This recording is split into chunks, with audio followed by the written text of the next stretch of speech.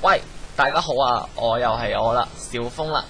咁今日呢，就想講翻係，咁我之前都講翻啦，話我就想拍3個 video 啦，呢排咁就拍咗第一個啦，咁就關於係嗱呢張黑字，咁就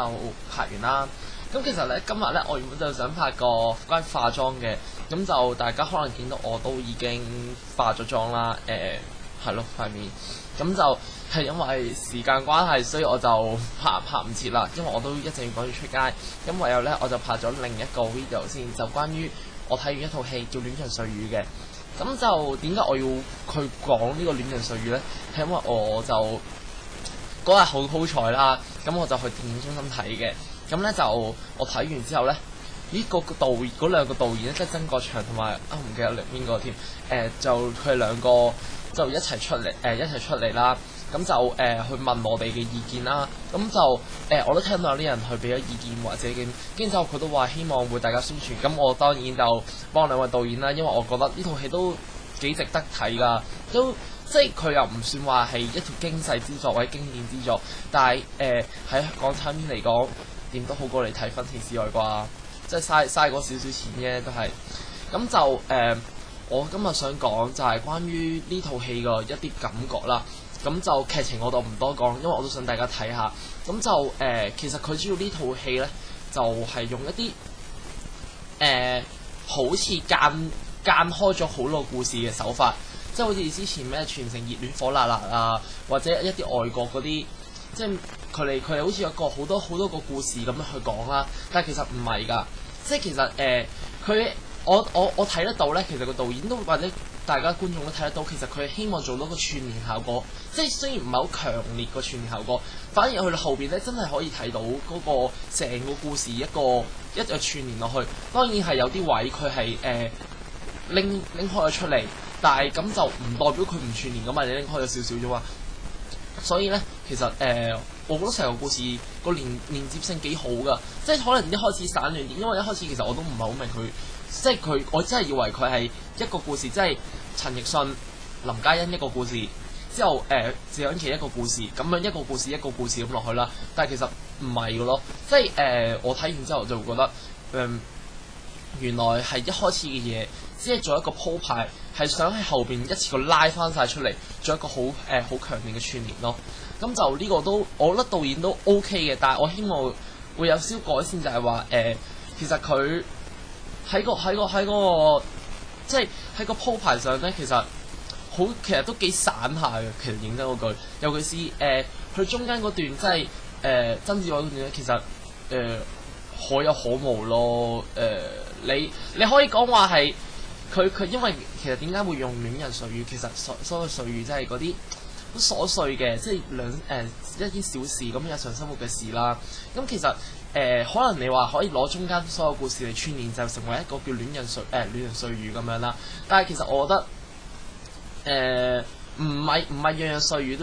都要拎出嚟噶嘛。咁即係其實可以取捨咯。即係我希望導演可以下次取捨翻呢一點啦。咁之後，但係我都今日講翻啦，其實值得推介就係佢真係好大共鳴感。認真嗰句，佢好過你睇葉念琛嗰啲黑暗愛情作咯。即係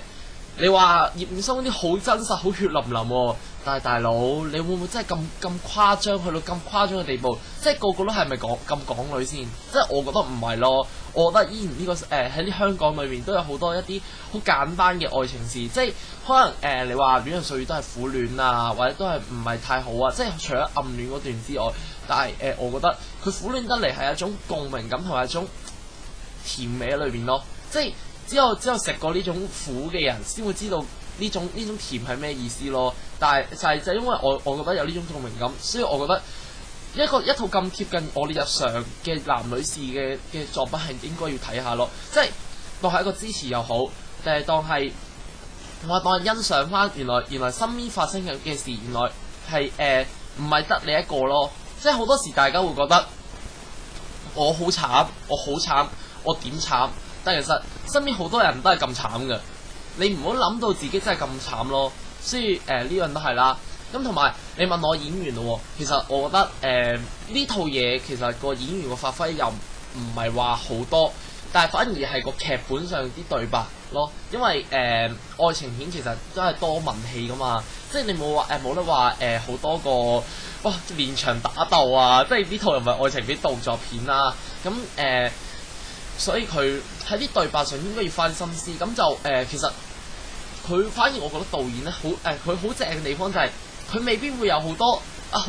巧妙嘅。好有巧妙嘅對白啦，或者好特別嘅，或者好令你即係好突然間會心微笑嘅，即係有少少有嘅，但係